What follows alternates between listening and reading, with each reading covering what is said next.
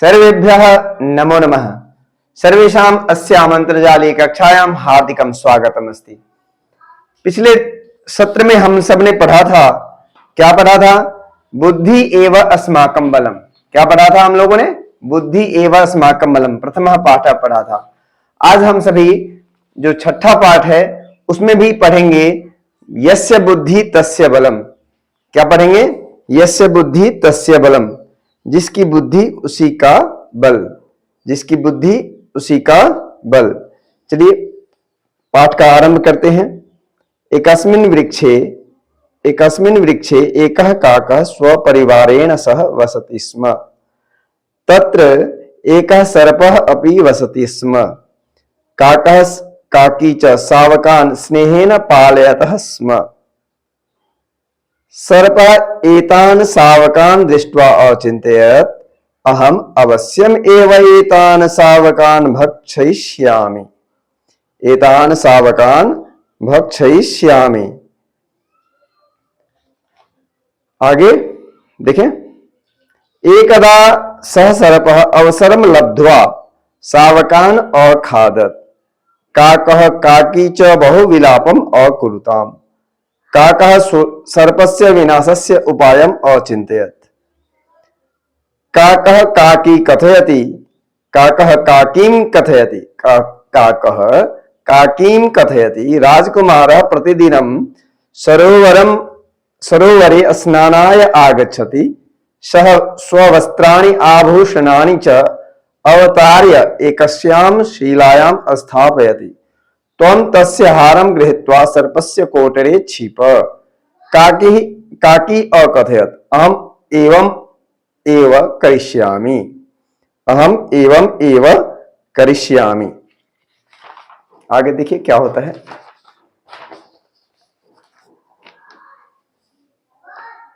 एकदा अवसरं लब्ध्वा,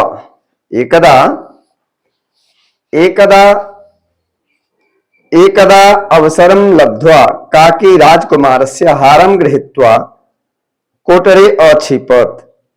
सैनिकाः काकीम् अनुसरन्तम् तत्र एव वृक्षस्य समीपम् आगच्छन्। सैनिकाः कोटरे कृष्णसर्पं दृष्ट्वा सर्पस्य वधम् अकुर्वन्। हारं च गृहीत्वा आगच्छन्। सैनिकाः कोटरे कृष्णसर्पं दृष्ट्वा सर्पस्य वधम् अकुर्वन्।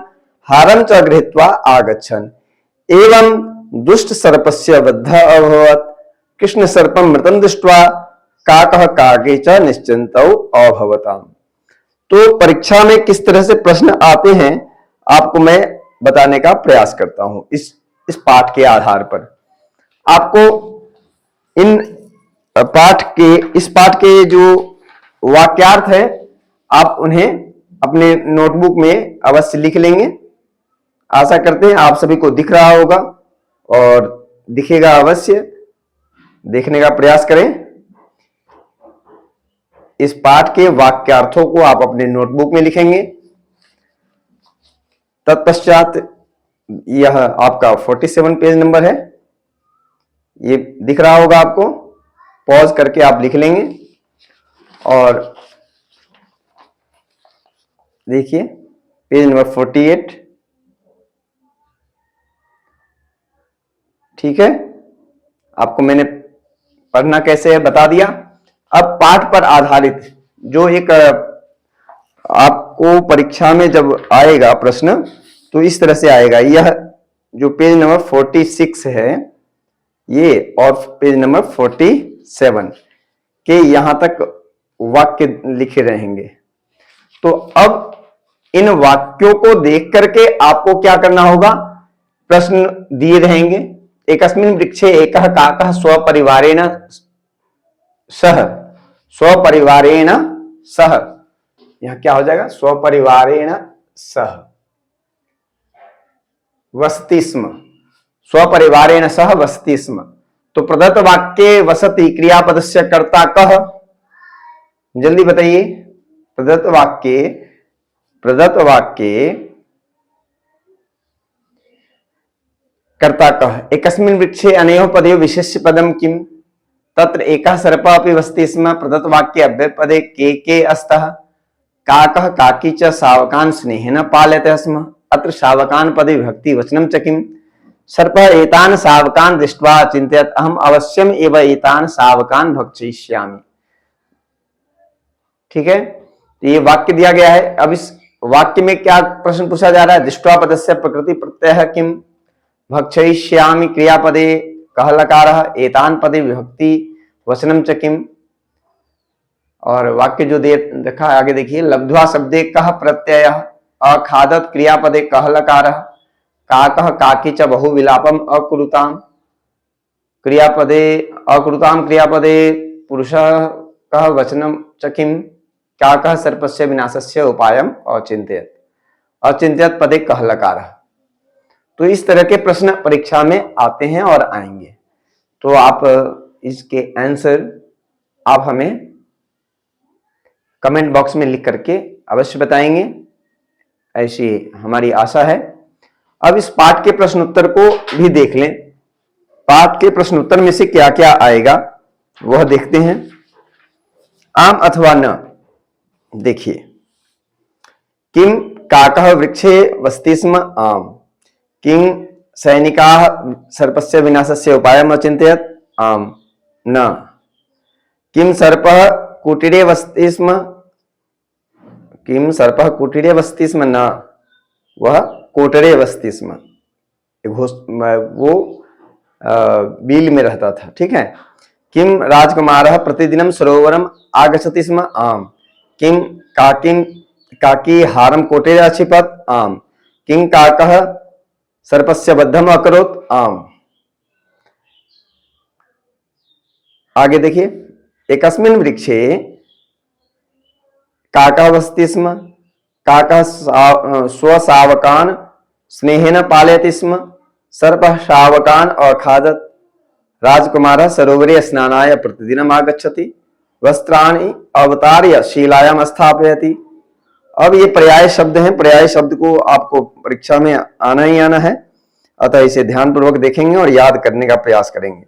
दृष्ट्वा का अर्थ होता है अवलोक्य अर्थात देखकर, लब्ध्वा, लब्ध्वा का अर्थ होता है नीत्वा लेकर, गृहीत्वा का भी अर्थ होता है प्राप्य, प्राप्य लेकर।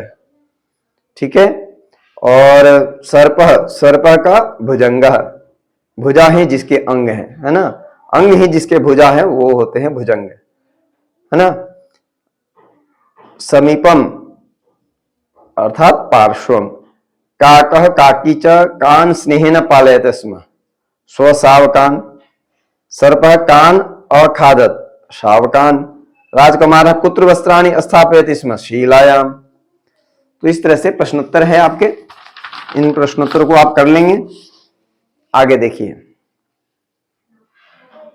काकी चंचवा किंग धृत्वा कोटरे क्षिपति, हारम धृत्वा कोटरे क्षिपति, सैनिकाः काम अनुसरन्तम आगच्छन् काकीम, सैनिकाः कोटरे कम अपश्यन् सर्पम। अब प्रश्नोत्तर है, प्रश्नोत्तर को आप पाठ के आधार पर आप कर ही सकते हैं। सर्पः शावकान् दृष्ट्वा किम अचिन्तयत्, सांप ने बच्चों को देख करके क्या सोचा, अहम एतान शावकान् अवश्यम एव भक्षयिष्यामि। काकः सर्पस्य विनाशस्य उपायम् अचिन्तयत्, सर्पं मृतं दृष्ट्वा निश्चिन्तौ अभवताम्, सैनिकाः सर्पस्य बद्धम् अकुर्वन्, वृक्षस्य कोटरे कः वसति स्म, वृक्षस्य कोटरे सर्पः वसति स्म। क्या हो जाएगा यहां पे, सर्पः,